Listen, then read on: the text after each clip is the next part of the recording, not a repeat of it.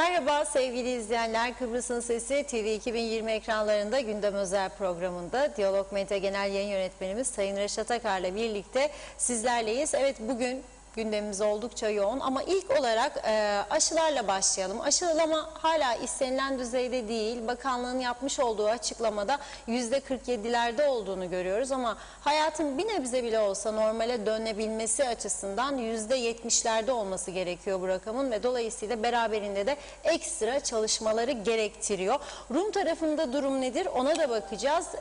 Londra'dan Doktor Teoman Sırrı yayınımıza bağlanacak. Evet, okullar dedik, okullar yüz yüze eğitime başlayacak denildi ama tedbirler, önlemler, çalışmalar var. Bunlar ne durumda? Sendikanın yapmış olduğu açıklamalar var yine. Bu sabah Milli Eğitim ve Kültür Bakanı Olgun Amcaoğlu TV 2020'de açıklamalar yaptı. O konuya değineceğiz. Öte yandan esnaf eylemde sigorta primlerini ödemeyeceğiz dediler.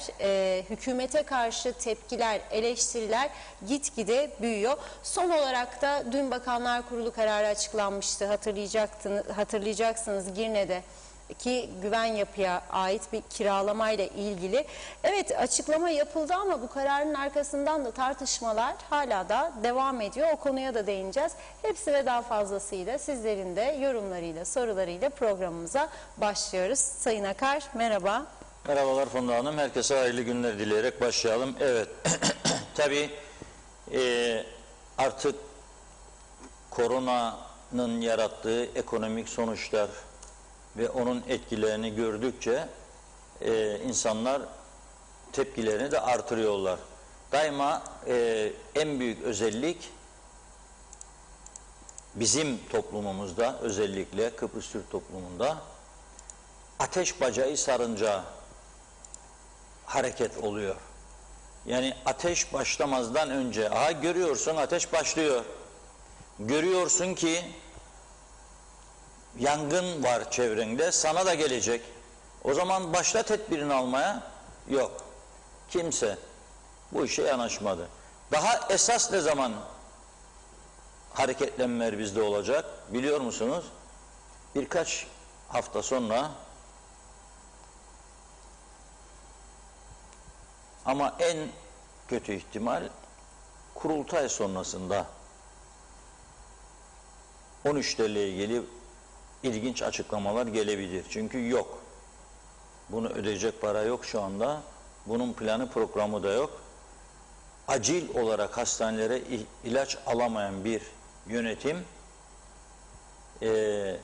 sağlık uzmanı alanında eksikleri gideremeyen bir yönetim tabii ki 400 milyon civarında bir para ekstradan ayarlayıp da 13 ödeyecek bir imkanı bulabilir mi? Bana göre çok zordur. Bu sene için çok zor. Geçen sene için de zordur diyorduk. Buldu, ödedi. Ve bazıları diyor ki ama işte bulacak, ödeyecek, mecburdur. Çünkü bak geçen sene o ayrı. Bu seneki durum gittikçe etkisini artırıyor. Yani ekonomik durum şiddetini artıyor. Geçtiğimiz yıl içinde esnaf, biraz sonra konuşacağız, şimdiki gibi sokaklara dökülmüş müydü böyle? Geçtiğimiz yıl içerisinde ticaret odası gibi bir kuruluş ki genellikle iktidarlarla el ele kol kola yürüyen bir ekonomik örgüt hiç böyle bir eylem çağrısı yapmış mıydı primler ödenmesin diye? İlk defa yapılıyor. Neden? Çünkü artık bu krizin etkileri giderek kendini gösteriyor. Daha etkili hale geliyor kriz. O zaman da sesler yükseliyor. Çünkü bir yıl, 1,5 yıl herkesin birikimi vardı, yastık altında paralar vardı, banka mevduatları vardı, umut vardı düzelecek diye. Ama görüyorsunuz ki o umutlar gerçek olmadı. Bir de çevremize bakalım, dünyamızda her şeyden önemlisi Türkiye'mizi ilgilendiren konular. Daha önceki yıllarda Suriye krizini yaşamıştı Türkiye. Neredeyse 4 milyon göçmen, şimdi Afgan göçmenlerle karşı karşıya kalıyor. Bakınız bu görüntüleri yayınladık. Elinde imkan olanlar kaydetsin lütfen. Bunu bir de sesli verelim arkadaşlar. Beni alın görüntüden. Uçağın sesiyle.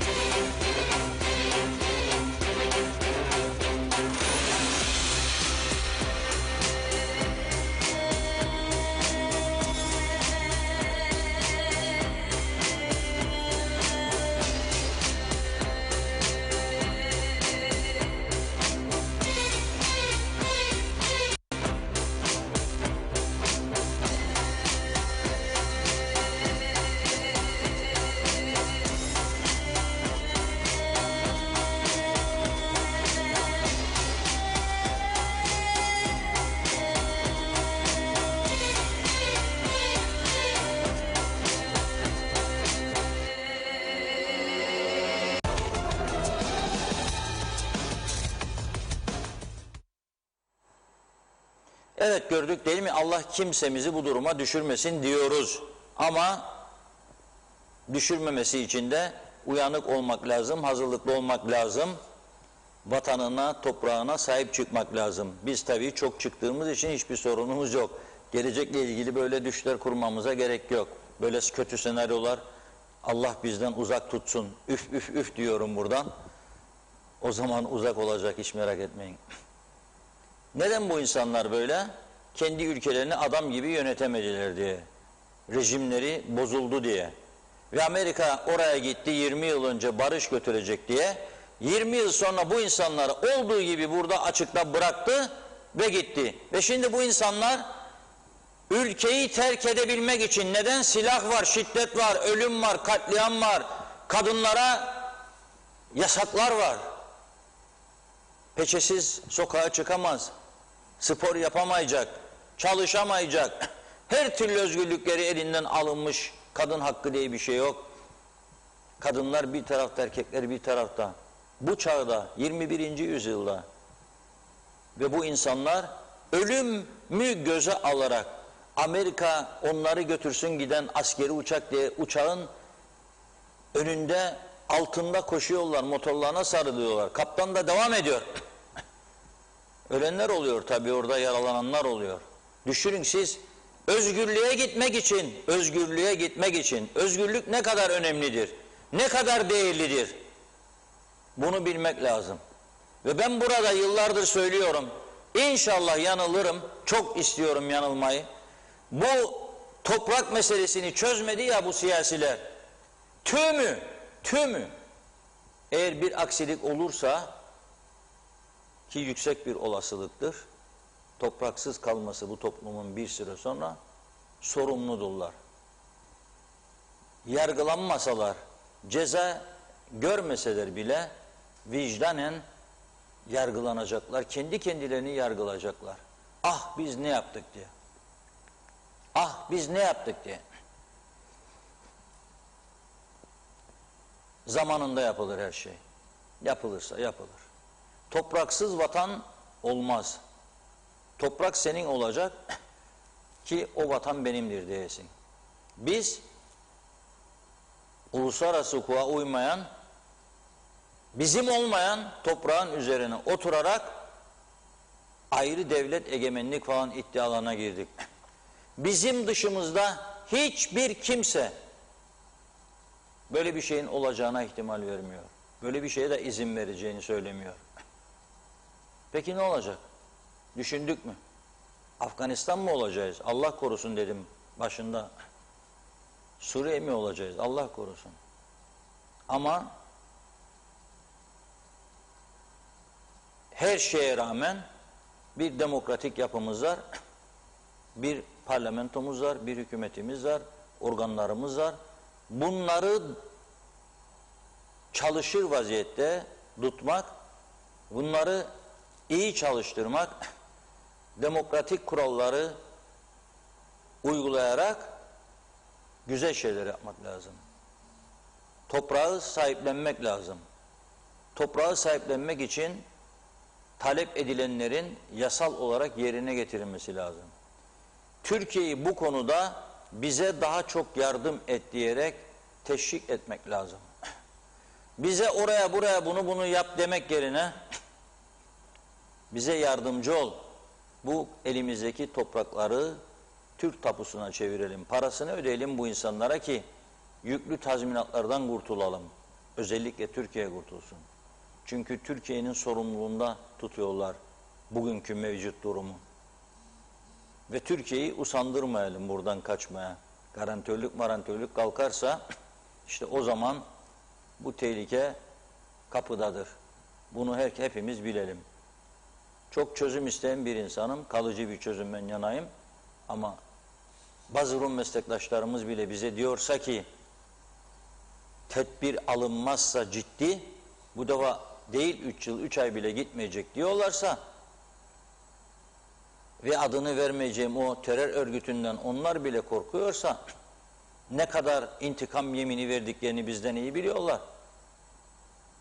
Tedbirimizi almamız lazım. Nedir tedbir? Toprağı sahiplenmek, malın sahibi olmak. 2, kendi güvenlik gücünü güçlendirmek. Yaptık mı bunları? %16 her aldığımız üründe bir bardak alıyorsak Rum tarafında %16 Rum Milli Muhafız Ordusu vergisi vardır. Biz burada Güvenlik Kuvvetleri Güçlendirme Kurumu'nun kurulması için 23 yaşında mücadele etmiş bir kişi olarak söylüyorum ve önünü aşmış bir kişi olarak söylüyorum. İlk yardım kampanyasını düzenlemiş bir kişi olarak söylüyorum. Bu ülkenin meclisinden bir yasa geçirilmişti. İthalatta %yarım Güvenlik Kuvvetleri Güçlendirme Kurumu fonu. Sonra bazı doymasını bilmeyenler bütün bağlılık bundandır, bütün bağlılık bundandır diye bağıra çağıra ihtiyacımız yoktur buna diyerek o kesintileri kaldırdı. Ucuzladı mı Kuzey Kıbrıs asker Güvenlik Kuvvetleri Güçlendirme Kurumu'na akıtılan %yarımcık kaldırıldığı zaman ucuzladı mı Kuzey Kıbrıs? Yok. Bugün Kuzey Kıbrıs dünyanın en pahalı ülkelerinden biridir. En pahalı ülkelerinden biridir Kuzey Kıbrıs. Ne oldu? Hiçbir tedbir almadık. Onun için programın başında Afganistan'ı gösterdim. Bu zaten YouTube'a girmiştir. Bu program giriyor her gün bütün programlarımız. Ama tarihini iyi not edin. Bugünü iyi not etsin herkes. Bu görüntüleri bir kayda alsın. Allah bize bu günleri de göstermesin diyelim. Ama sadece dua etmekle olmaz bu iş. İnşallah maşallahla olmaz. Tedbir almak lazım. İdi başından. Yok ki biz hala da bizim olmayanı dağıtıyoruz. Oyulmadık dağ kalmadı. Yok edilmedik orman kalmadı. Hala daha. Kimin malını kime veriyorsunuz? Hangi hakla? Kimin malını kime veriyorsunuz? Bu tür işlemlerin artık tamamen durması lazım. Bir süre sonra yaşanacakları düşünerek tamamen durması lazım. 1, 2, mevcut durumu yani elimizdekilerini koruyabilmek için sağlam bir anlaşma yapmak lazım. Sağlam bir anlaşma yapılmadığı takdirde iyi bir sonuç beklemek mümkün değildir. Sağlam bir anlaşma yapmak lazım. Halkın, toplumun geleceğini garantiye almak lazım. %5, %7, %8 daha eksik olsun ama kalanlar bizim olsun. Yapabilir miyiz bunu? İstersek yapabiliriz. Şu an bile bir fırsat vardır elimizde. Ama bu taraftan soru gelecek şimdi. Ekonomi çöktü, kimsede para yok. Kim verecek? Yok, verebilecekleri vardır. Elinde mal vardır. Buna müşteri buluyorsa, satıyorsa o malı, kendisinin de olmayan bir şekilde aldığı o malı, Rum mülkünü satabilecek müşteri buluyorsa, sattığı zaman o paranın elde ettiği ekstra gelirin bir kısmını vergi olarak verecek. %15'li talep edilen 85'ini de ben vereceğim dedi Türkiye. O zaman doğrudan o tapu Türk tapusuna geçecek. O zaman işgal, istila suçlaması olmayacak. Resmileşecek iş. Bunu niye yapmadık bu kadar zaman? Soruyorum sağcılara, solculara, parlamentoda temsil edenler. Hepiniz hükümetteydiniz. Neden bu yasayı geçirmediniz, vergi yasasını, ek vergi? Efendim tepki var. Çünkü sağın içinde de sermaye kesimi çok, solun içinde de sermaye kesimi var. Veya sermaye kesiminin etkili olduğu arkadaşlar var. Küçük Kıbrıs'tır burası, herkes herkesi biliyor, duyuyor, konuşuluyor. Dedikodu değil yani, gerçekler var. Engellediler bu arkadaşları. Yapma yahu dediler. Yavrum malına bir de vergi mi verecek? Durdurdular. Bunu söylemeye ihtiyacı hissettim ve geçiyorum ana konumuza. Okullar açılacak dedi bugün. Olgun Amcaoğlu bu stüdyolardaydı sabahleyin. Daha sonra da burada söylediklerini TAK Ajansı'na aktardı. Ne dedi? Dinleyelim bakalım. Okullar ne zaman açılacakmış? Çocukları analar babalar hazırlamaya başlasınlar. Aşı tatbiki gönüllülük esasına dayalı bir durum söz konusu içermektedir. Kimsenin kafasına tabanca dayar gibi illaki aşı olacaksınız demek gibi bir şans söz konusu değil dünyanın hiçbir yerinde, hiçbir makamın.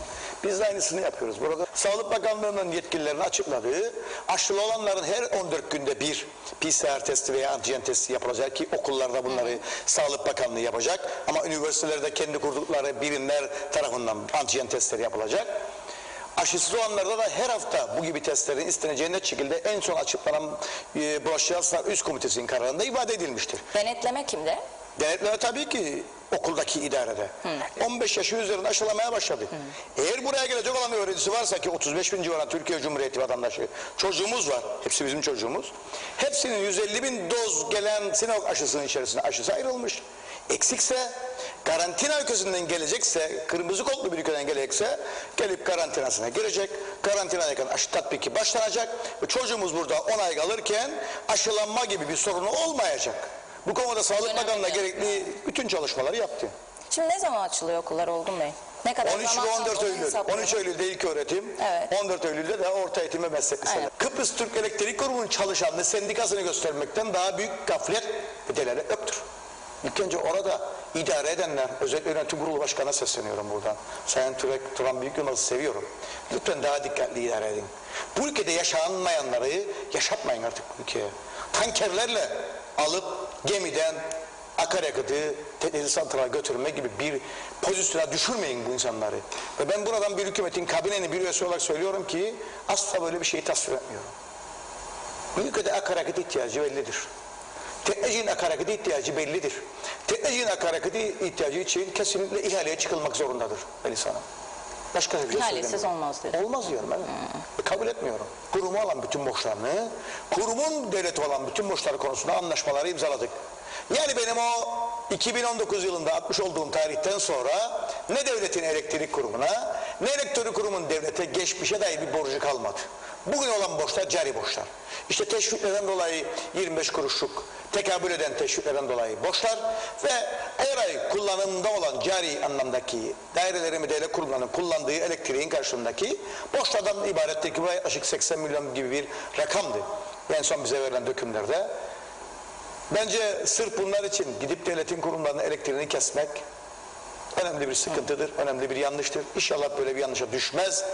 Bu konuda da tabii ki hiç de üzerine düşen bir vazife değildi. Kıbrıs Türk Elektrik Kurumu'nun müdürünün böyle bir açıklama yapması.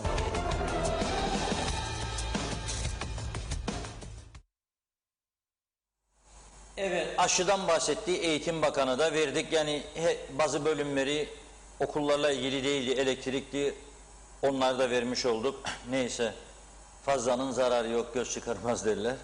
Öyle oldu. Şimdi diyor ki Sayın Amcaoğlu, 13 Eylül'de ilkokullar, 14 Eylül'de orta dereceli okullar açılacak diyor. Çok ciddi sözler çıktı ağzından. Eğitimi diyor tekrardan açabilmeyi tek tek ilmek ilmek ördük diyor. Güzel. Eğitim programı da akademik takvimde bulaş protokolü de hazır diyor. Okullarda bulaş kurulu oluşturulacak. Sağlık hizmetleri de kurulması lazım. O zaman hastanede doktor yok, nasıl kuracak okullarda bilmiyorum. Önce aşı, sonra aşı, sonra aşı diyor. Eğitim ordusunun %96'sı da aşılandı diyor. Evet, şimdi bu açıklamadan sonra aşı konusunu ciddi bir şekilde tartışmak üzere Londra'ya bağlanıyoruz. Doktor Teoman Sırrı karşımızda. Onunla konuşacağız. Çok konu var konuşmamız gereken. Merhabalar Teoman Bey. Merhabalar. Yavru vatan Kıbrıs'tan selamlar olsun Londra'ya. Teşekkürler. Evet, gelemediniz bir türlü, daha yaz geçti geçiyor, daha siz gelemediniz. Ya, ben söz verdim. 3-4 hafta içinde oradayım. 3-4 hafta sonra. Çok Evet, iyi. size bakarım. Tabii deniz mevsimi kapanmadan gelin de biraz tuzlu su iyi gelecek.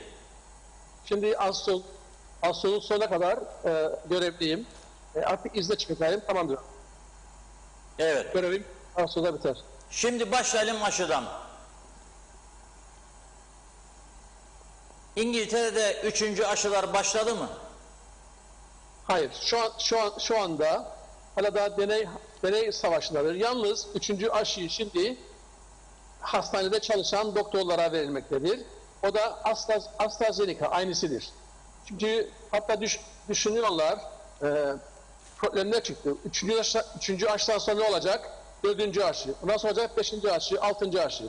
Yani diğer problem biliyorsunuz burada kışa doğru, kış mevsiminde olan, normalde tabii bu gripler kış olur. Bir de onun aşısı var. Ne olacak? Onun problemi var. Çünkü diyor ki onun içinde de 3-4 tane aşı vardı. Biliyorsunuz mutasyon olduğu için bu aşılar. Önce 4, bir de bu 5. Yani insan 5 aşı birden mi olacak? Şimdi çok problemler var şu anda. Şimdi bir de meydana bir şey çıktı. Çıkınca bu işinler biraz para düzeni olduğu için yeni protestolar başladı. BBC'ye gittiler. Etrafta Downing Street, yani bu anda kurum var şu anda aşılara karşı. Tabii ben diyorum daima aşı olun ama korunun ama aşırı gitmeyin. Şimdi en son çıkan toplantıda nasıl problem başladı? Bu AstraZeneca aşısı biliyorsunuz 3 pound tanesidir. Çünkü fazla karı yoktur. İkinci aşıyı da alırsan ne olur? 2 aşı 6 pound. Şimdi 3. aşıya demiyorlar aşı, booster. Yani kuvvetlendirme şeyi. Nedir bu aşı başka aşını? Hayır. Aynı aşıdır, aynı fiyattır. Fakat ne yaptılar? 3. aşıyı 6 pound 60 pence. Yani iki aşıdan daha fazla bağlı. Tabii hükümetten çıkar ama bu da biraz para olduğu için halk protestoya başladı. Bir de niçin protestoya başladılar? Çünkü en son çıkan mutasyonlarda Delta Plus'ta Imperial College açıklama yaptı ki bu aşılar maalesef dedi korumuyor. Bu plus çünkü %95 bulaşmanın en sebebi odur. Fakat diyor aşı olursanız da nedir iyi diyor. Bulaşırsanız diyor bu hastalığa 2019'un ilk başlangıç mikroplar varsa birkaç tane onlara karşı sizi korur. Bir de bulaşırsanız diyor daha tez kurtulursunuz yani tedaviden veya şey olmadan. Şimdi bunları sunmaya çalışıyorlar çünkü halktan müthiş protestolar var. Bir Evet. de biliyorsunuz Andrew Weber He. hükümeti mahkemeye çekti tiyatro üzerine. Çünkü ekonomi batıyor burada da. Tiyatroda çalışmaz. Hükümeti mecbur etti. Birçok araştırmalar yapıyorlar. Bizi açıklayın.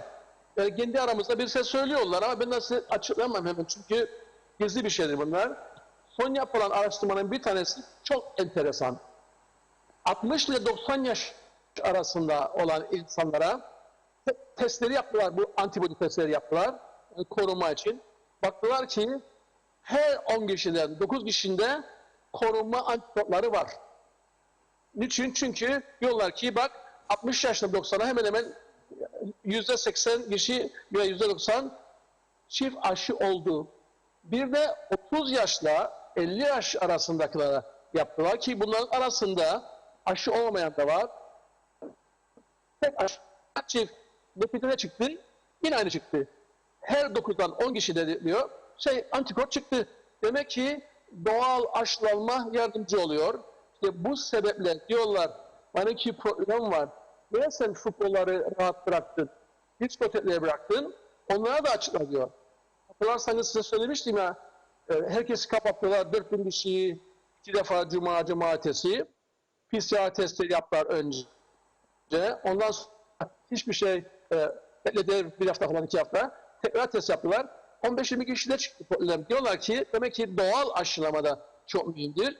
Onun için bu 3. 4. 5. aşıya karşı çok şey var. Çünkü yeni yan etkileri çıkmaya başlamıştır.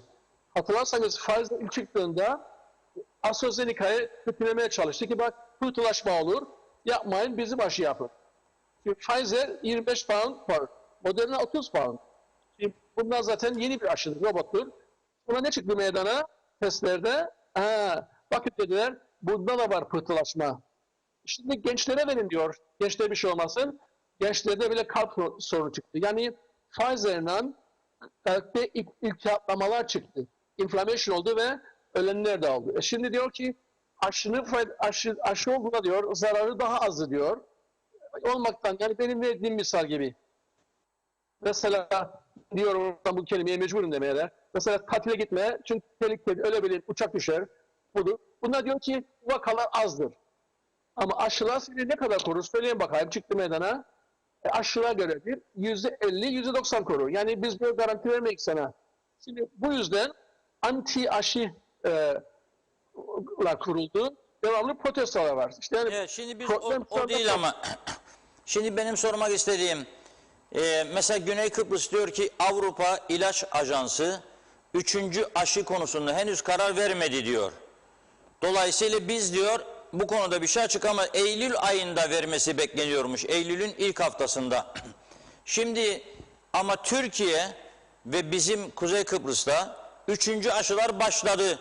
Siz bir doktor olarak beklemeyi mi tavsiye edersiniz? Yoksa mesela ilk antikoru ölçün.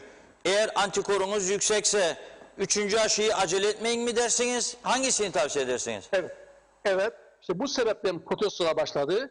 Çünkü doktorların çoğu bile 3. aşıyı olmuyorlar. Yalnız 3. aşı halka açılmadı. Daha 2. aşı bitmedi. Onun için 3. aşıda şimdi problem var. Yapalım yapmalım. Bir de bu para düzeni çıkınca ha diyor siz bunu artık hayat boyu vereceksiniz. Bir de nedir? Sizin yaptığınız bu aşılar COVID-19. Şimdi diyor bunu bu kişilikleri korumuyor. Kabul etmeniz. Ama onun gibi diyorsunuz ki yardımcı olur size bir konuda. Tamam ama diyor şimdi bazı profesörler sen devamlı asker yollarsan bir yere devamlı savaşsınlar. Tamam mı? Orada düşman bile yoksa, yani o kadar tehlike yoksa, başka taraftan düşman gelirse senin askerler burada savaşa yoruldu. Bu defa nasıl karşılayacaksın? Dünyada yalnız Covid değil ki başka hastalıklar da vardır. Vücudumuz devamlı bunlara karşı savaşıyor. Senin koruma teşkilatın bitecek diyorlar. Onun için yanlış siz yaptınız. Şu anda bu problem de var. Bir de bu kafi değil şimdi. Şimdi daha belki de işitmediniz. Şimdi New Zealand'da yeni bir mutasyon oldu, varyant oldu, yeni çıktı. Bu da şimdi çıkın şeyden Delta Plus'tan daha da kuvvetli hiç aşağıya karşı koruma yoktur diye. New Zealand 3 gün için kapıyor her tarafı. Şimdi onun için ama Boris Johnson diyor ki use your common sense. Yani aklını kullan.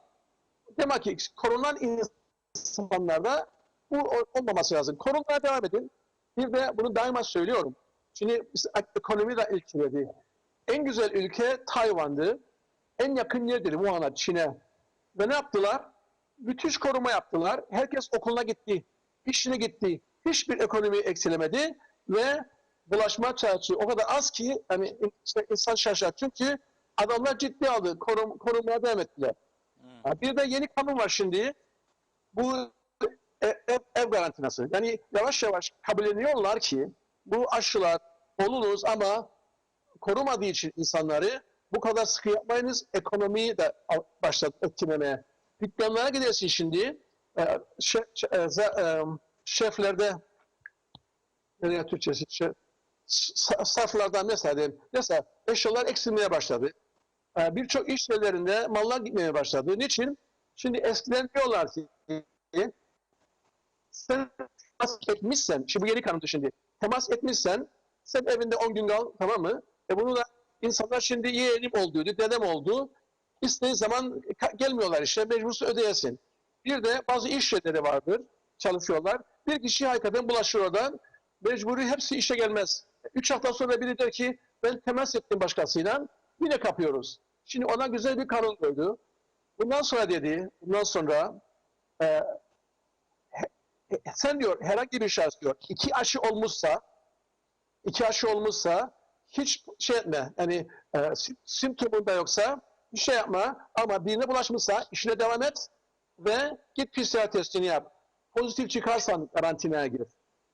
Bir de nedir? Bir simptom nedir? Yüksek ateşin çıkarsa bir. İkincisi yeni devamlı öksürük olmuşsan. Üçüncü de burunla veya bunu kolamazsan veya ağızdan tat alamazsan, bu simptomlar varsa diyor, git PCR testini yap. Yani yoksa diyor, yine sen istersen iş yeri özel senin kadar bizi etkilemeyecek, kendin yapabilin korumanı. Çünkü diyor ki key workers kimdir?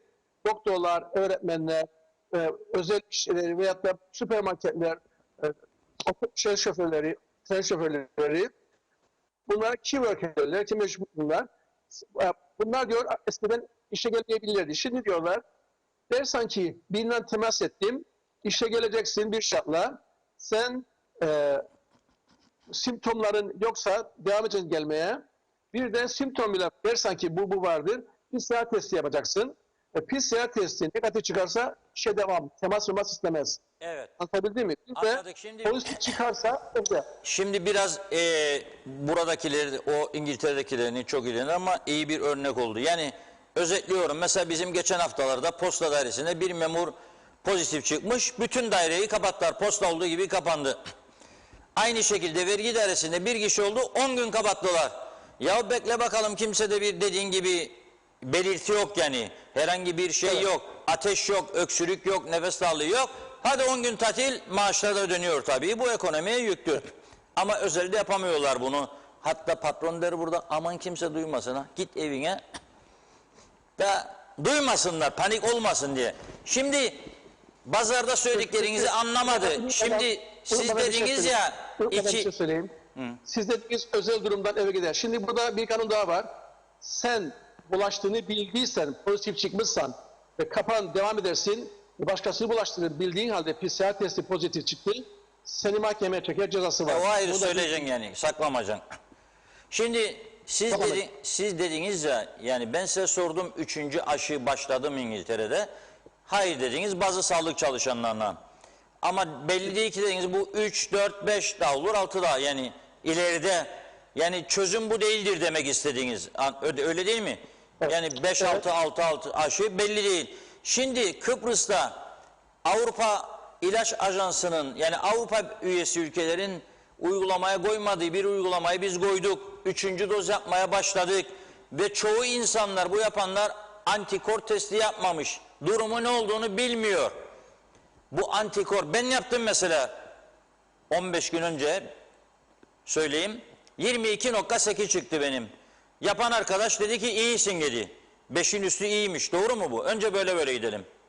Şimdi aslında yalnız onu yapmak değildir. Antikor testinde 3 şık vardır. Yani bakacaksın, IgG var, IgM var. 1. Antikor testi yap da bakacaksın bakalım. Sen yeni mi hasta oldun? O antibody testi yapacaksın. Olur olmaz antibody testi olmaz. Bu sen şu anda... Bağışıklığı söylüyorum ben, bağışıklık. Var mı? Bağışıklık kaçtır? 22.8. 5'in Tamam. üstü iyidir diyor. Doğru mu? Şeyine bağlı, sizin range'e bağlı. 22 bağışık tamam demektir. Ama İyidir. sizin O zaman range'e bağlı. şimdi Mesela- ben 22'yi gördüğüme göre var. Gidip 3.'yü olmam gerekir mi yoksa beklemem mi lazım? Hayır, niçin yoktur? Çünkü sen biliyorsun ki bu aşılar yeni çıkan mutasyonları seni korumaz. Demek ki senin vücut çalışıyor. Yapacakları antibody test şu olmalıdır. Ki göstersin sen doğal bulaştın mı? Veya daha önce aşı oldun mu? Ki o olduğunda sen diyor sende antibody vardır. Olduğu için artık bir şey istemem. Bir tane de vardır. M çıkar yani IgM çıkar. O deriz ki bak şu anda üstünde tehlikelisin ve evde kal, 2 hafta dinlen, çoğu hastaneye git. Bir de var hem IgG hem IgM çıkarsa ikisi de o diyor ki sende hastalık var ama vücudun savaşıyor. Yani korumaya devam et, tehlikede değilsin. Benim işte önermek istediğim benim buydu. Çünkü şimdi yeni kanunlar oluyor ki çift aşı olacaksın ülkeye gitmek için. Aynen İşte öyle. bazı insanlarda exemption var. Exemption demek yani adamın alerjisi vardır. Hiçbir zaman gelemez. İngiltere şimdi bunu konuşuyor. Bu ne olacak? İşte bunlara diyor ki yasaklayamam antibody test yapacaksın. Antibody test ki benim bildiğim girişlerde ve gelmez önce bunu istemiyorlar. Bence bazı ülkelerde var bize. Bizde var İngiltere'de. PCR testi yerine bu antibody testi yani antikor testi yapsınlar.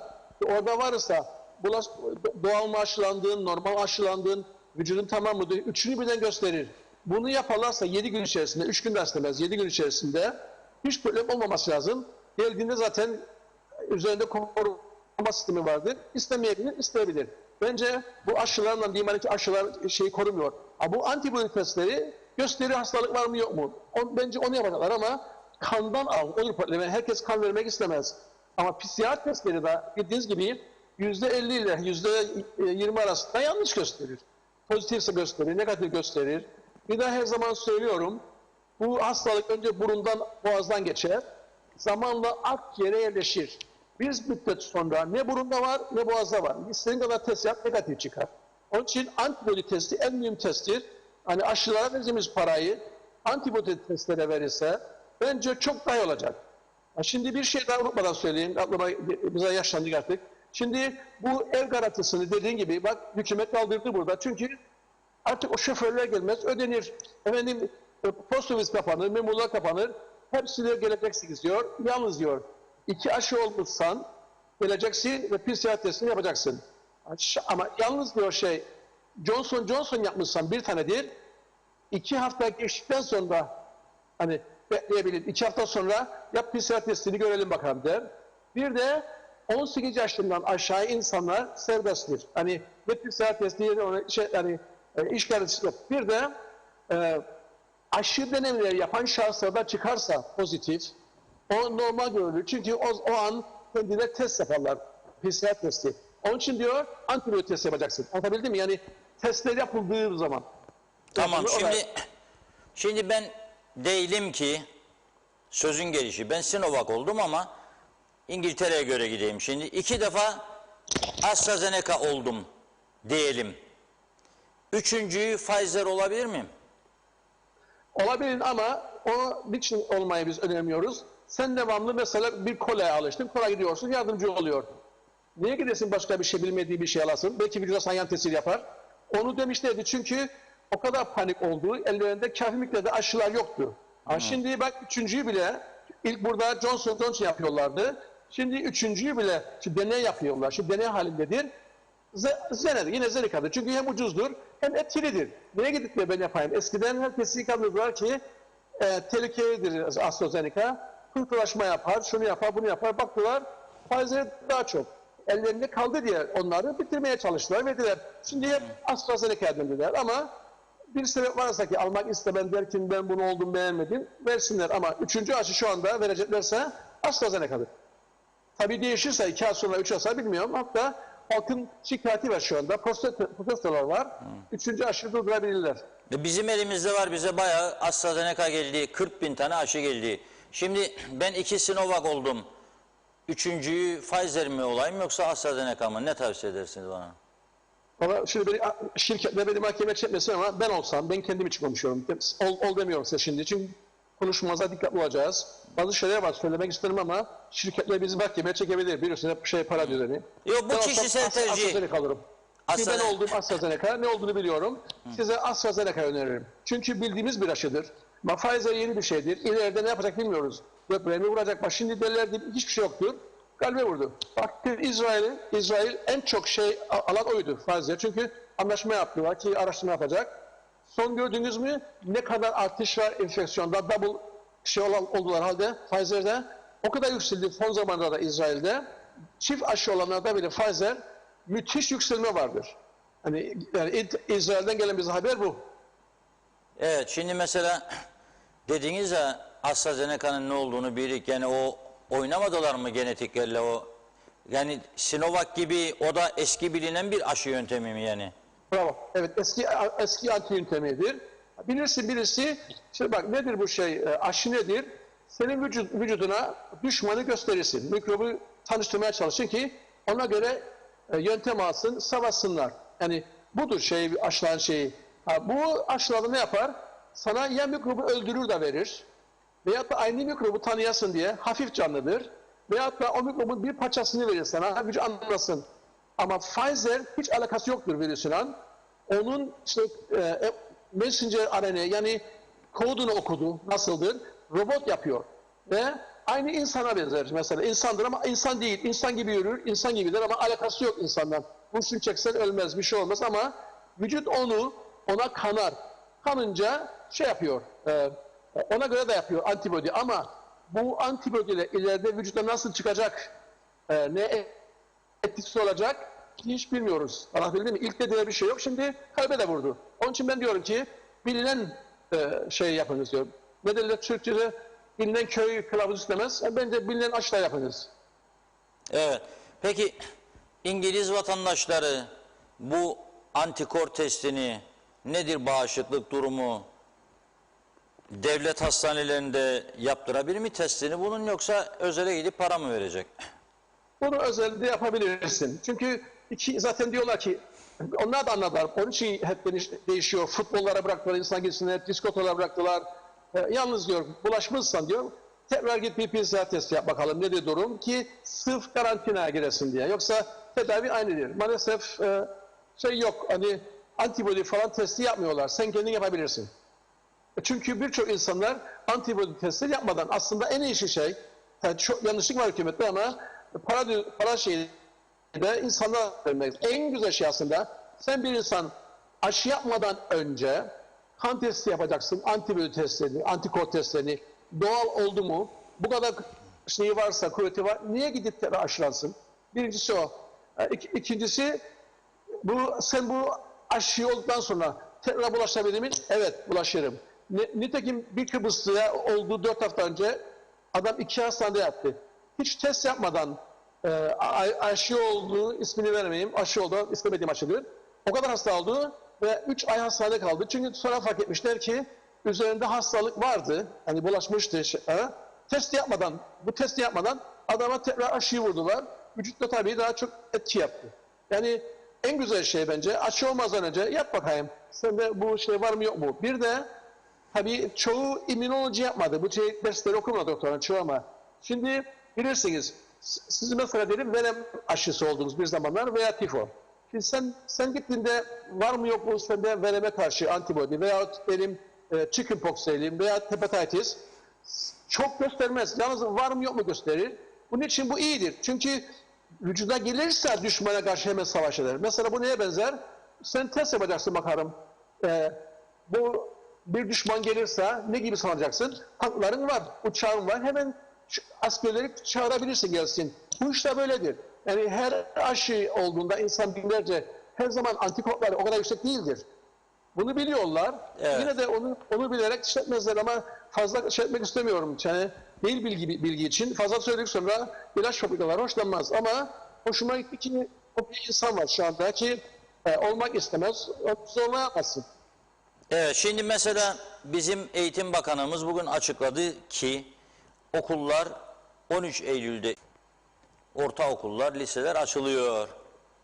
eğitimcilerin de %96'sı aşılandı dedi. Yani öğretmenlerin ve okullarda çalışan idari personelin %96'sı aşılandı demek. Geriye %4 kaldı.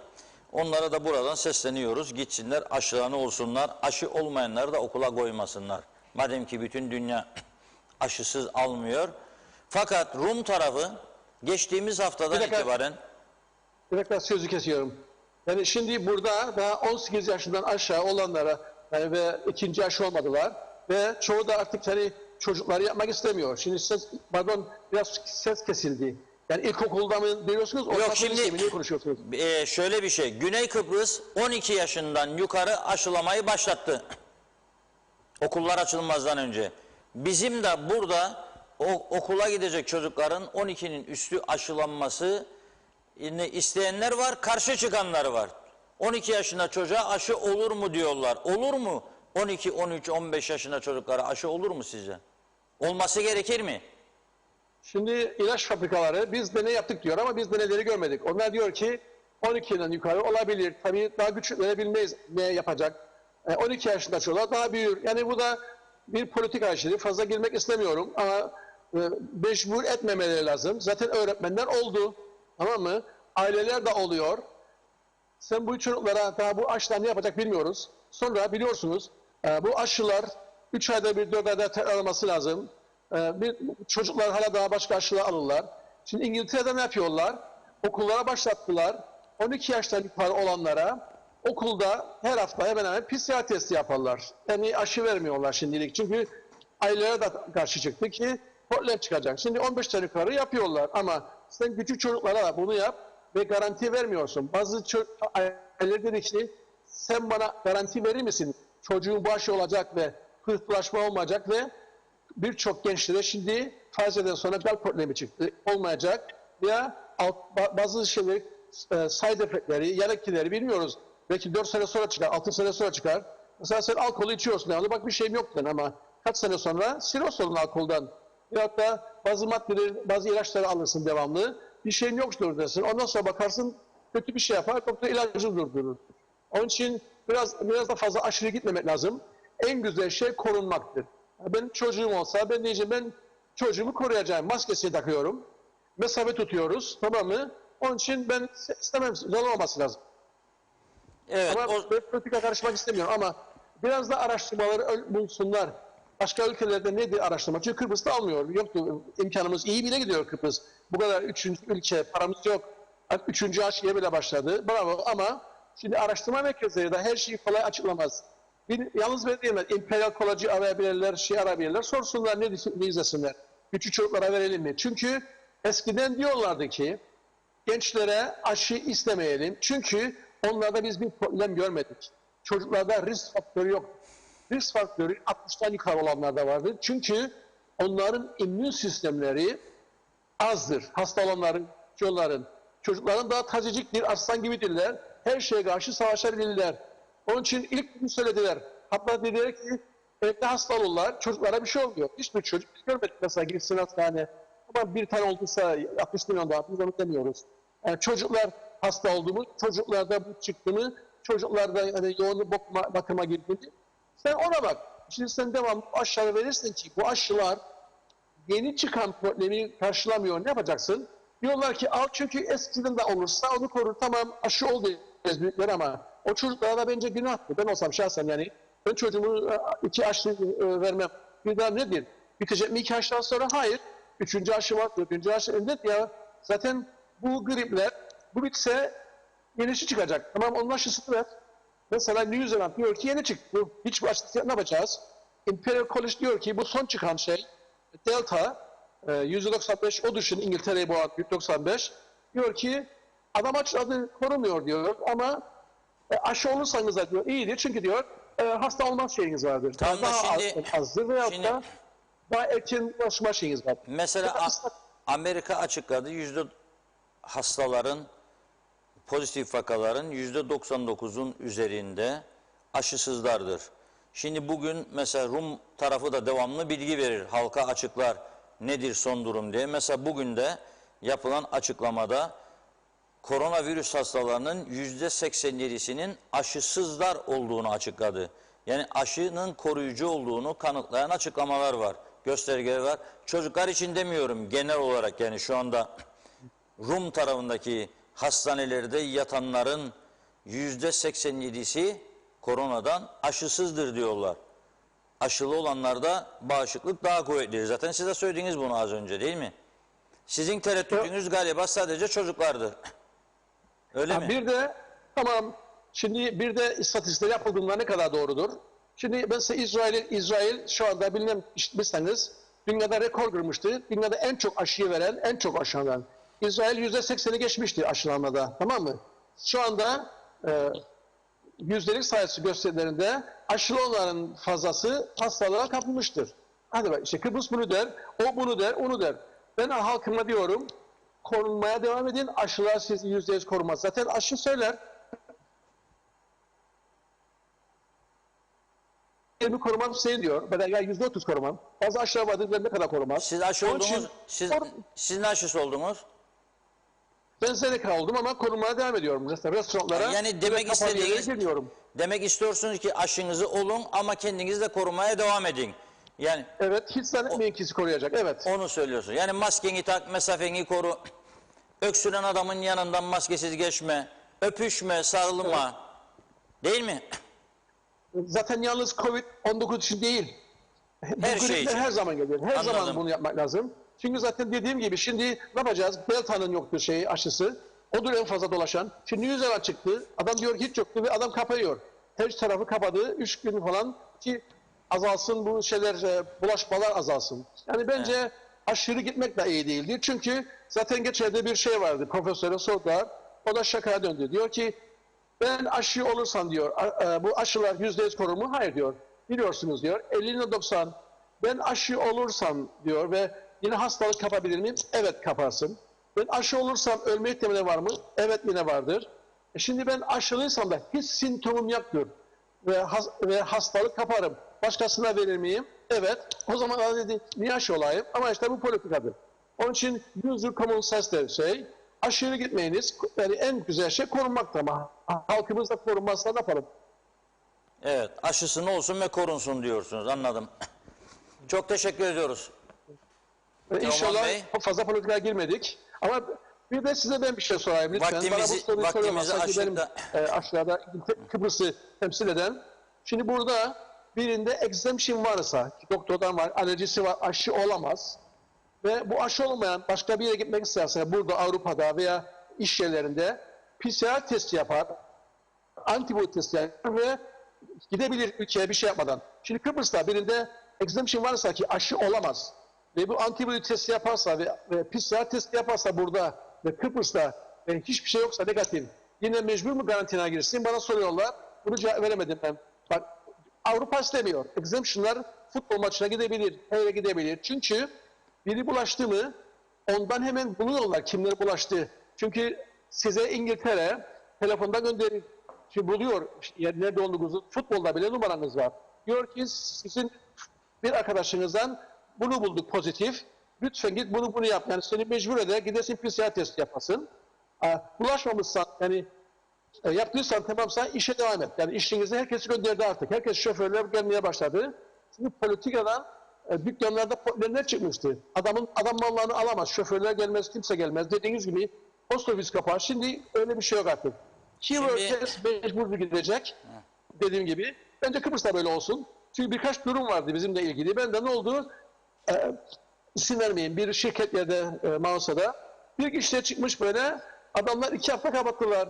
2 hafta sonra bir kişi gene çıkmış. Yani temas ederek çıkmış. Yani yok çıktı. Temas etti diye. 2 haftada kapattılar. Adamlar inflas ediyor. Onun için PCR testi yapsın. Test yapsın. Ondan sonra karar versinler. Hamileler aşı olabilir mi hamileler?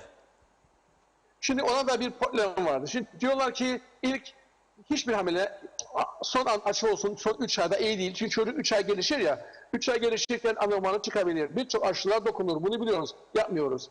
Şimdi diyorlar ki hamileysen olursa diyor aşı seni etkilemeyebilir ama anneyi etkileyebilir diyorlar. Onun için yani kimisi ol der, kimisi olma diyor. Bence derim hiç garanti bir şey yok. Siz korunmaya devam etsinler. Hamileysen korun. Onun için bir şey çıkarsa hani ekip aşıdan oldu diyebilirler. Çünkü unutmayınız bazı çocuklar anormal çıkar aşı olmadan da. Ama aşı olursan da daha çok riski var. Niye olsun? Mesela diyoruz ki 8 aydan sonra ya da 7 aydan sonra hamilelere uçmasın diyoruz uçaktan. Niçin? Çünkü problemler çıkabilir, basınç var, şey var. Bu da öyle bir şey. Bence korunsunlar. Şimdi siz daha önce konuşma aramızda aşıyı tavsiye ettiniz izleyicilerimize. Herkes olsun dediniz. Ben de olacağım dediniz. Bekledim, AstraZeneca'yı bekledim dediniz ve oldum diyorsunuz şimdi. Şimdi bugünkü konuşmanızda izleyicilerimizin çoğu öyle bir algı yaptı ki sanki siz aşıya karşısınız. Öyle bir durum yok ama değil mi? Tam anlatamadınız. Hayır. Benim anlamak istediğim Aşı aşılar olun %100 ama korumaz. korunun gene de diyorsunuz. O mu? Evet. İspatlandı zaten. Siz de gördünüz. Aşırı insanlar da oluyor. Geçenlerde gazete çıkmış hatırlarsanız. Yani 81 kişi yatıyordu dedi hastanede. 44'ü çift aşılıydı. Unutmuyorum. 33 da aşısız. Şimdi bu istatistiğe bakarsan çift aşı olanlar daha çok oldu. Değil mi? Onun için istatistik demek binlerle kişiyi yapmak lazım. Bu testleri böyle Rum tarafına Bursa'da 5-10'lu hastane için olmaz.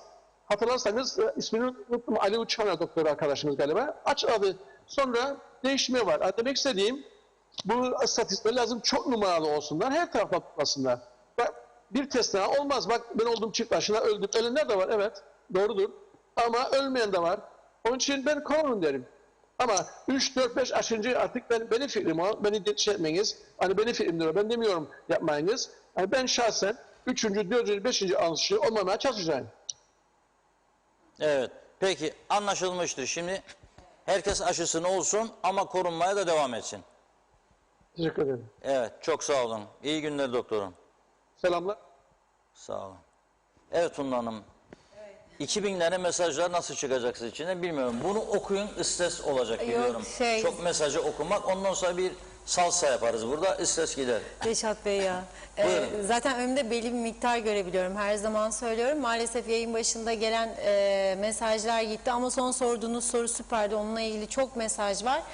Soru var daha doğrusu. Aşı olmayayım diye doktorumuz diye. O konuya açıklık geldi. Ben şimdi size aktaracağım. Süremiz el verdiğince. Mustafa Özcan'ın mesajını ilk görüyorum. Gelmiş geçmiş hükümetlerimizin günü kurtarmaktan başka vatan, millet, eğitim, ekonomi vesaire ileriye dönük planları var mı diye sormuş. Sayar Eker ne sağcıyız diyor ne solcuyuz. Yalnızca doğacıyız. Mehmet İnancı aşılar tamamlandı mı acaba Reşat Bey diye soruyor. Bakıyorum Mehmet Bembeyaz. Halk en fazla marketlere gider. Bu aşı meselesi nereye gidecek diyor. İngilizler, yabancılar bilsinler ne var ne yok. Zehra Sencer Karpaz'dan yazdı bize. Size de selamlar, sevgiler. Reşat Bey, duygularımıza tercüman sizsiniz. Arif Koruoğlu, aşımızı Reşat Bey'in gayretleriyle açılan aşı istasyonunda bugün yaptırdık. Çok şükür dedi.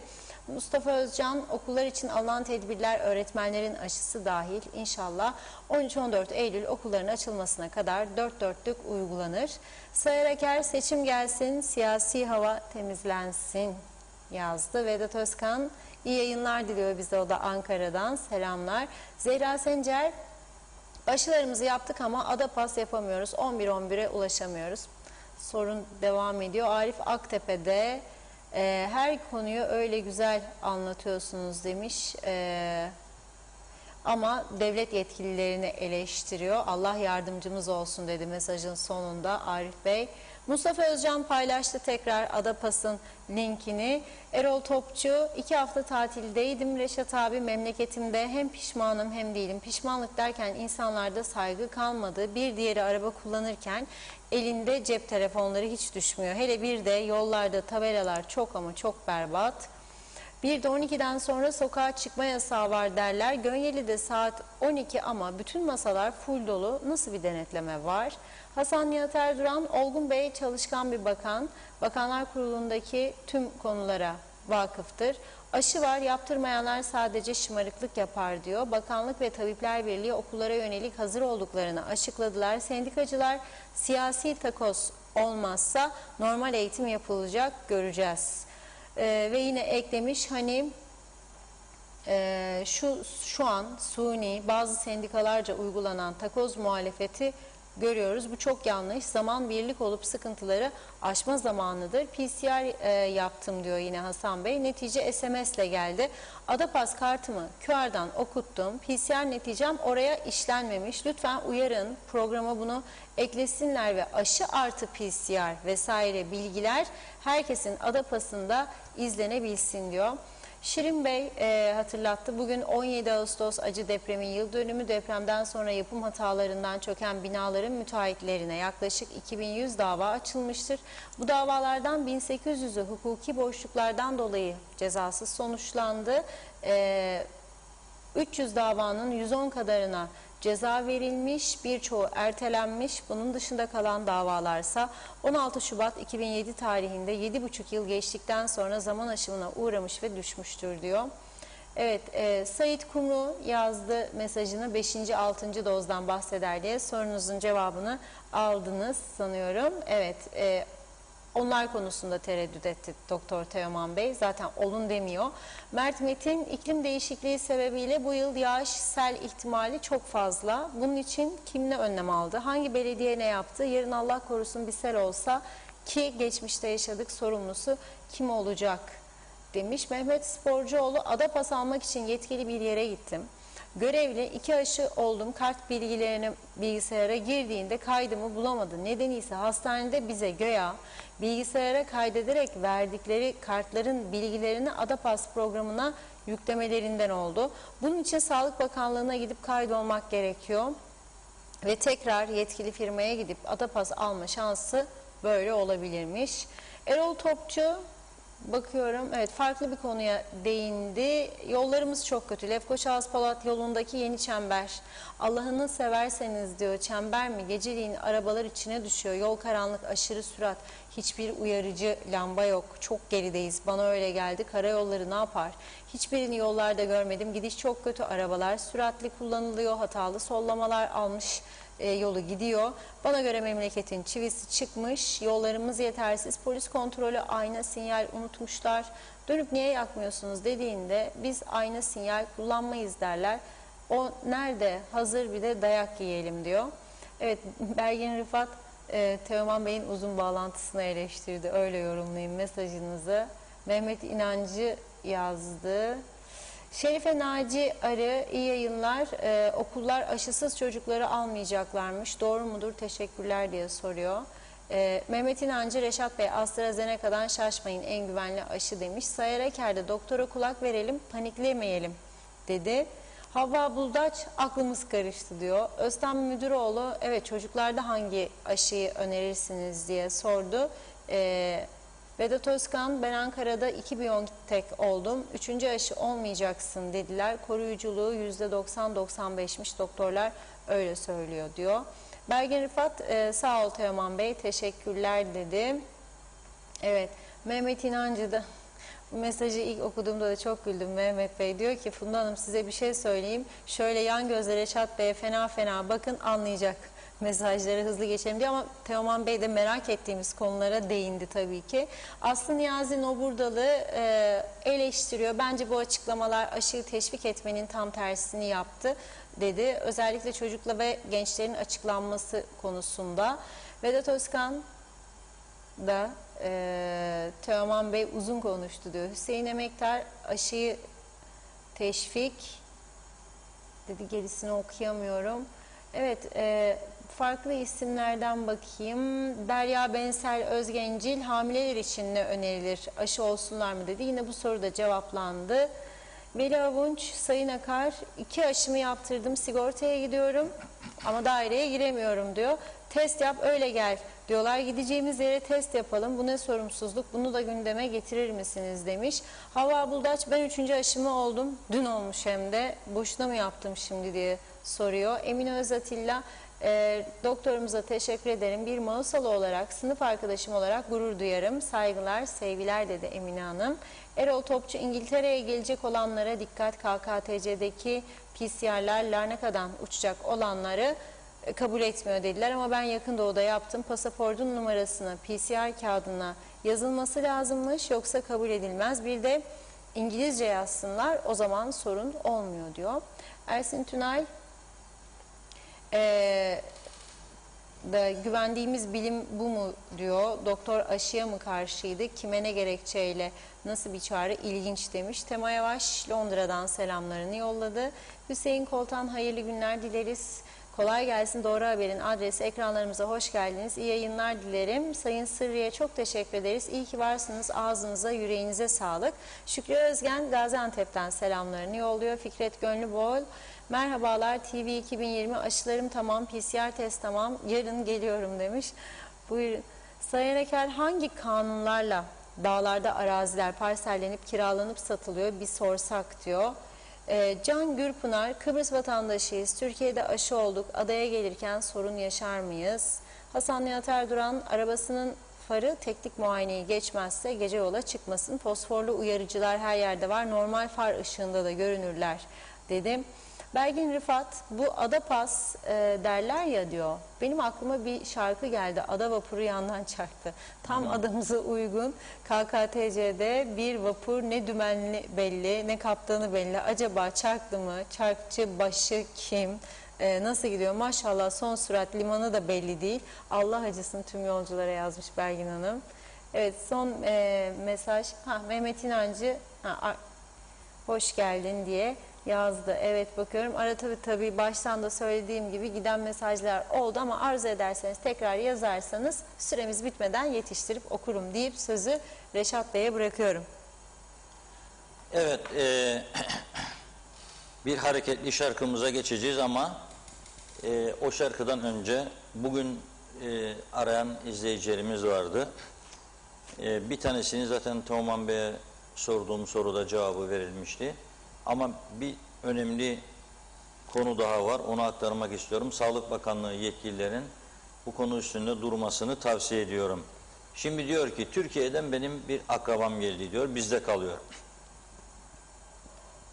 Bu akrabam diyor ilk testi negatif çıktı. Bir hafta sonra gittik.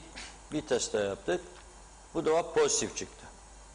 Şimdi ben bu durumu diyor ne yapmam gerektiğini bilemedim. Gazi Mausa Devlet Hastanesi'ni aradım. Hastaneden diyor aldığım cevap bu konu pandemi hastanesiyle ilgili. Peki diyor ben pandemi hastanesine götürürsem yani Mausa'dan çıkıp Lefkoşa'ya gideceğim. Bu misafirimi orada yatıracaklar mı? Ben ne olacağım? Temaslı durumundayım. Sağlık Bakanlığı'na bilgi almak için defalarca aradım diyor. Hiçbir numara ama diyor. Hiçbir numara cevap vermiyor. Onun için bugün de Sağlık Bakanı'nın açıklaması var. 20'sinden itibaren Ağustos'un Adapas uygulamasına geçilecek.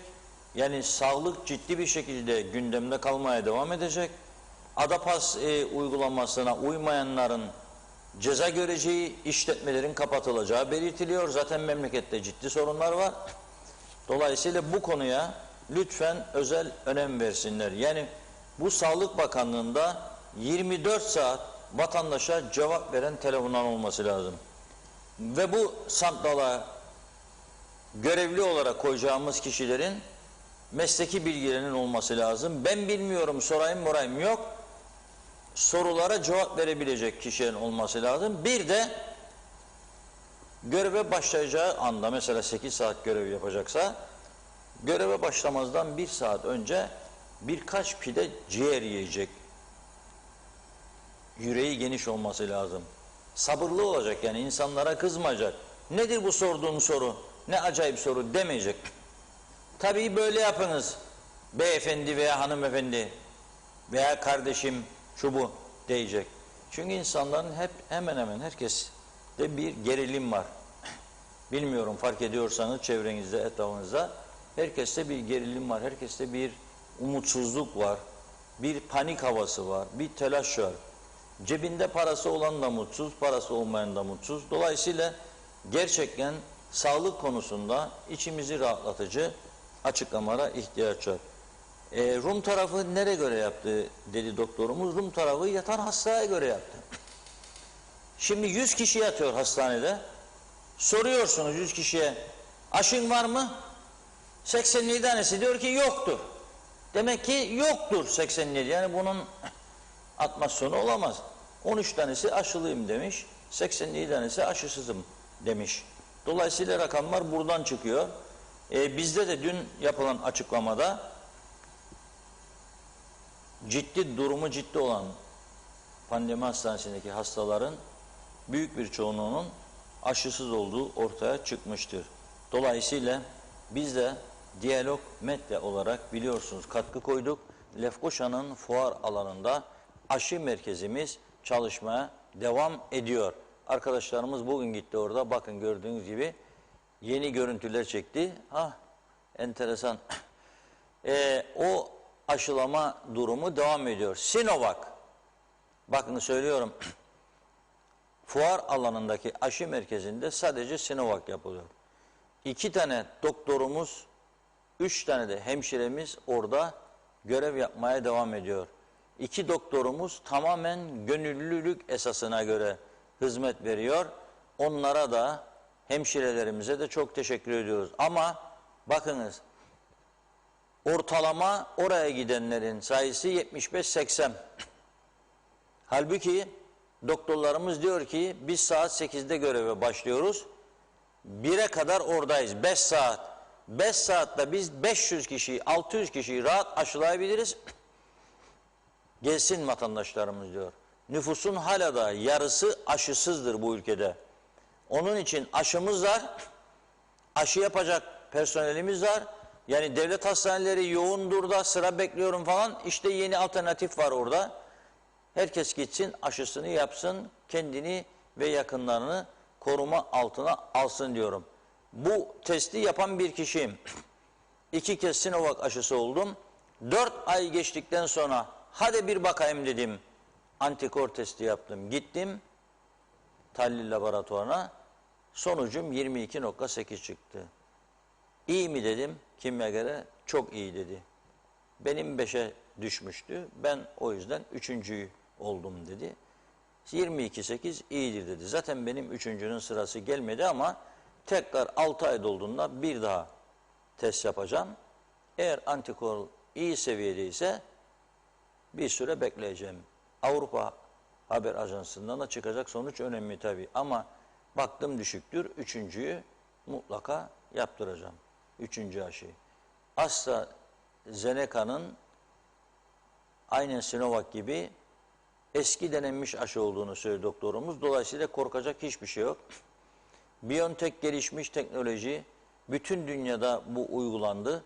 Eğer dünyada 5 milyar kişi aşı olup da kendini güvene almışsa, ezici bir çoğunluğu, bir sorun yaşamıyorsa, bizim de bunu takip etmemiz lazım. Bir şarkı dinleyelim, sonra kendimize gelelim.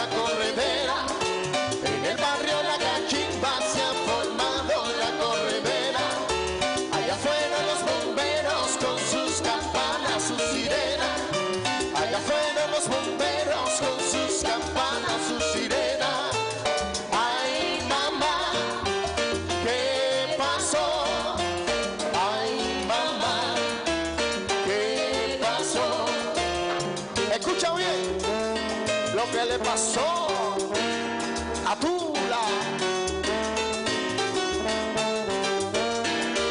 En el barrio La Cachimba, mira.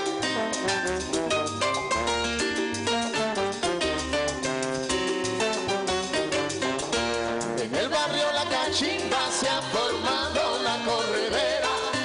En el barrio La Cachimba se ha formado la corredera.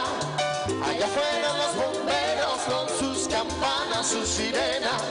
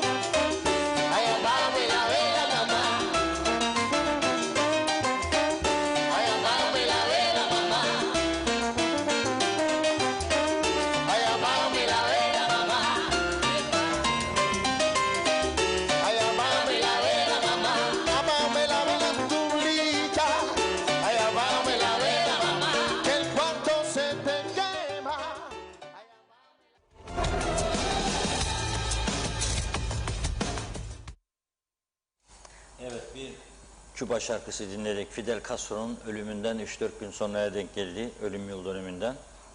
Bir arkadaşımızın sevdiği müziklerden biriydi bu. Onu dinledik. Şimdi biliyorsunuz dün gündemin ilk sırasındaydı. Bugün de gazete manşetlerinde Girne'de Beşparmaklar'ın yamaçlarındaki inşaat alanı bugün belediye oraya gidip mühürlemiş. Tabii bu da başka bir tartışma başladı.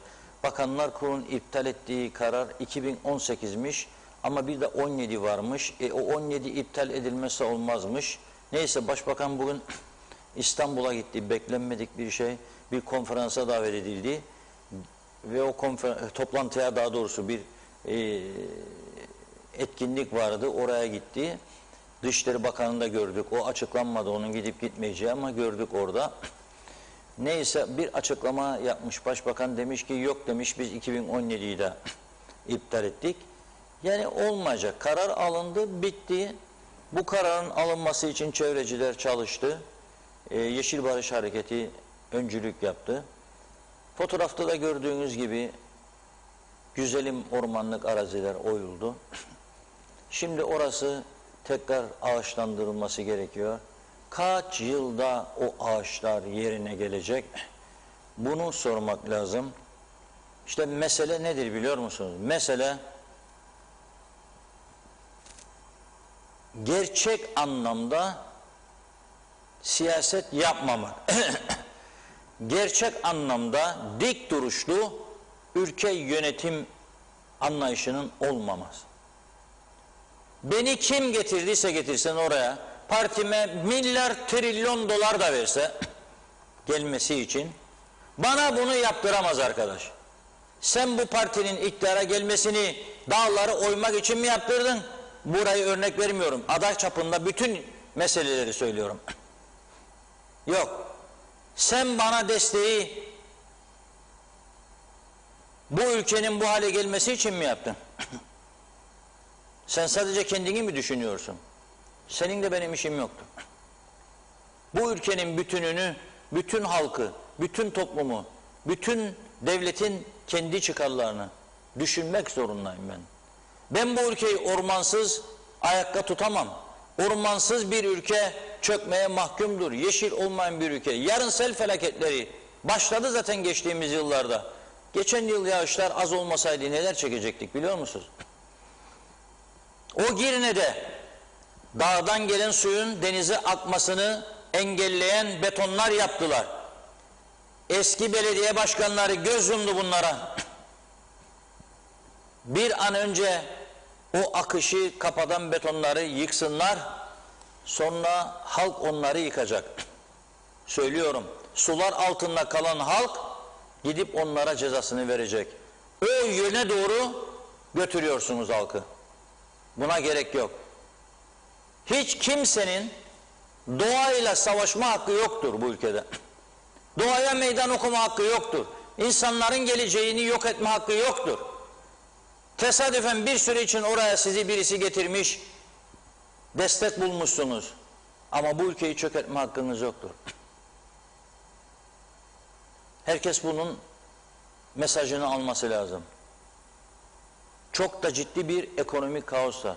Bankalarda mevduatlar artmış diyorlar. Artabilir. Ama ben söylüyorum size, işte 3 gün önce gözümle gördüm. Böyle veriyorlar paraları.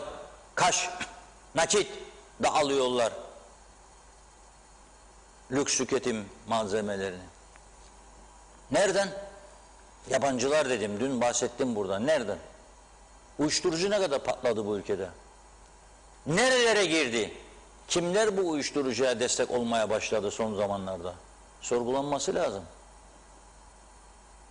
Artıyor paralar bir yerde ama çalışıp kazananların artırdıkları ne kadardır?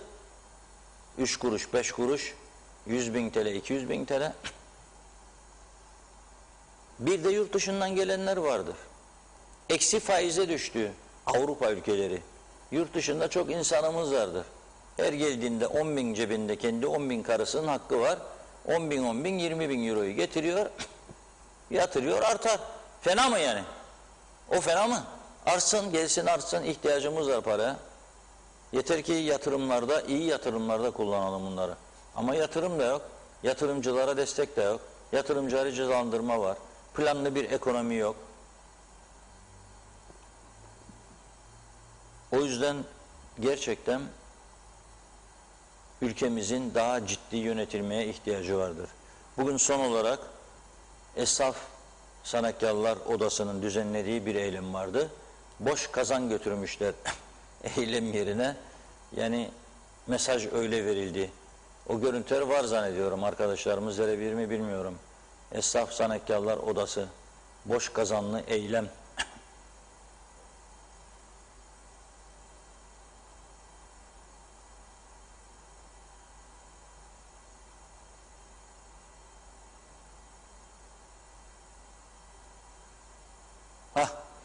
Nihayet kazanı gördük.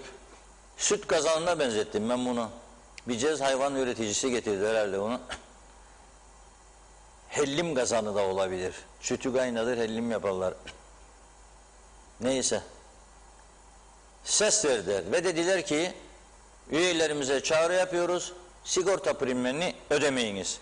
Benim tercihim o değil, açık söyleyeyim. Eğer bu sigorta primleri ödenmezse Sosyal Sigorta Kurumu emeklilerin maaşını ödeyemeyecek. Zaten her ay 100 milyon galiba civarında ek bir katkı alarak ödüyorlar emeklileri.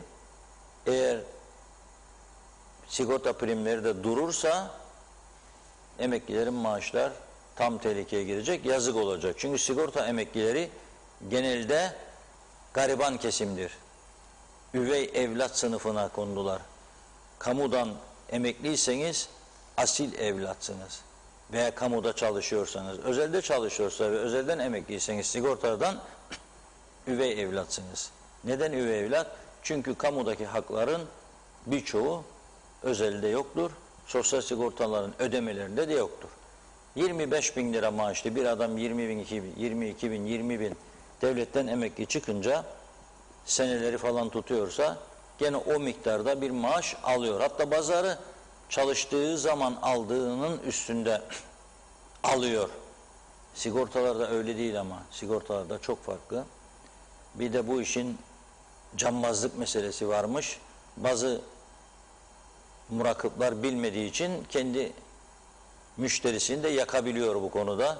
Son 3 yılın ortalamasını alıyorlar. Son 3 yıl rakamları yüksek gösterenler yüksekten. Yüksek göstermiyorsa murakip da alttan gösteriyor. O zaman da o adamın hali duman emekli olduktan sonra. Yani şu anda 30 bin lira maaş da alsa, 25 bin lira maaş da alsa emekli çıktığı zaman 4-5 bin, 6 bin lira talim etmek zorunda kalıyor. O da gerçekten ciddi bir gelir farklılığı yaratıyor. İnsanın yaşamını olumsuz yönde etkileyebiliyor. Bugün bu kadarla noktalıyoruz. Salsa yapacaktık, söz verdik, soranlar oldu bana. Ama Funda Hanım'ın boynu ağrıyormuş, hep böyle duruyor. Salsa yaparken de böyle başın oynaması lazım vücudun. Başka güne bırakıyoruz. Bir de ders alsın, bir öğretmen buldum kendisine. O Kübalı arkadaştan bir ders alsın, ondan sonra haftaya birlikte deneriz. Eninde sonunda kesin bir gün oynayacağım. Evet, öyle olacak. Becerebilirsek, gören de Nazlı Niyazlı diyecekler ama hiç alakası yok. Hiç aksine tam yeteneksizim o konuda. Birkaç mesaj var, onları aktarayım. Okuyalım, öyle bitirelim. Öyle bitirelim. Mehmet Kurtulmuş diyor ki 3. doz aşı hangi ülkeninki daha iyi? Sağlık Bakanı açıklasın bunu diyor. Mehmet İnancı Eylül'de programı Londra'da yapmanızı öneriyorum demiş. Cemre Organcıoğlu PCR kalmamış fuarda, sadece antijen yapıldı deniliyor. Bir iki mesaj var, onu aktarıp öyle noktalayayım. Belgin Rıfat bugünkü telefon bağlantısını da güzel özetlemiş. Akılda kalması açısından da Belgin Hanım'ın mesajıyla son vereyim bugün mesajlara. Diyor ki Belgin Rıfat, yanlış anlamayın, 2 aşı sizi korur ama yeni varyantlar var, delta ve gamma. Onlara yakalanabilirsiniz, daha hafif geçer hastalık. Teoman Bey bazı araştırmaların detaylarını veremez. Çünkü araştırma yaptığı yer yasaklar koyar kendisi için. Mahkeme dedi, sizin için demedi, yanlış anlamayın diyor. 2 aşınız varsa içiniz rahat olsun. Çocuklar da 16 yaşın üstündekiler aşılanabilir demiş. Ailelerinin kararıyla ve vasilerinden birinin yanında olması gerekir diyor. Mehmet İnancı da bravo Sayın Akar demiş. Gerçekler sizde. Bakıyorum... Baki Arıcı, esnaf ve zanaatkarlar çalışıyor ve çalıştırdığının sigortasını yatırmalı dedi.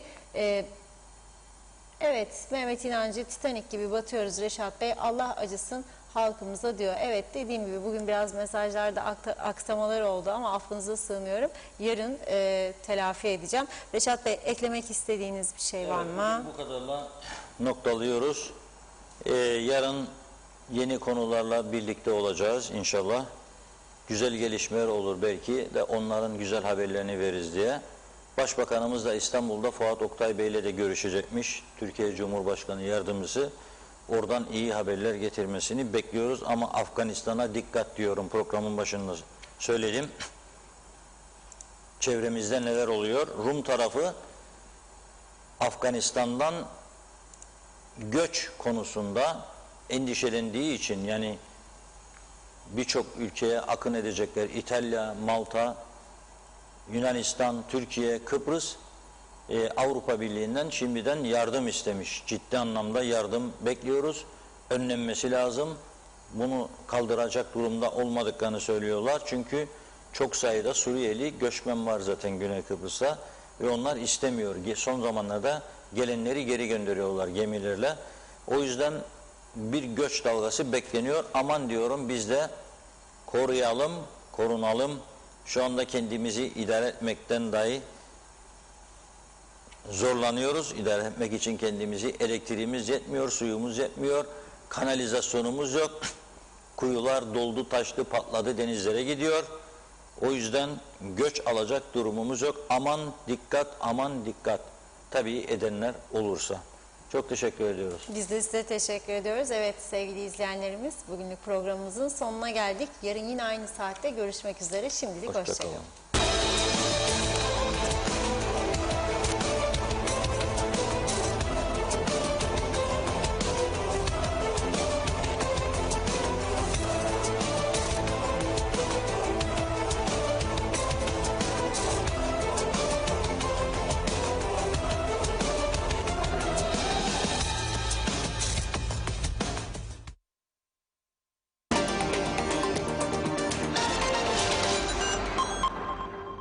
Şarkı sözleriyle gerçeklerimizin özeti. Ülkemiz küçük olsa bile hem devletin hem belediyelerin tiyatrosu var. Olmasın mı? Elbette olmalı. Tümü özgür olsun. Senede 1-2 oldu da bitti. Herkesi mutlu etmek de bir sanattır. Senfoni orkestraları, klasikler, Türk sanat müziği koroları, devletin, belediyelerin ve özel kişilerin. Olmasın mı? Olsun tabii ki. Ambargolar altında tutulan bir ülkecikte kendimiz çalıp kendimiz oynamayacağız da kimler çalıp oynayacak? Düşmanlar çatlasın patlasın. Hepsinden fazlasıyla olacak. Hiç kimse bir başkasına karışmayacak. İsteyen yazacak, isteyen oynayacak. Baktın ki birileri ayak sürtüyor, al eline kalemi başla boyamaya. Bak ardından kimler gelecek, kimler. Devrimin sesleri yükselecek. Hiç işe gitmeden aylık maaşı garantileyen sendikacılar başı çekecek. Zaten yapacak iş de yok. Her Allah'ın günü grev yapacak değiller ya. Bir gün Kıbrıs sorunu, çözüm, barış, ileri. Bir başka gün demokrasi, devrim için mücadele. Nasıl olsa ülkede bolluk var. Esnaf aşırı satış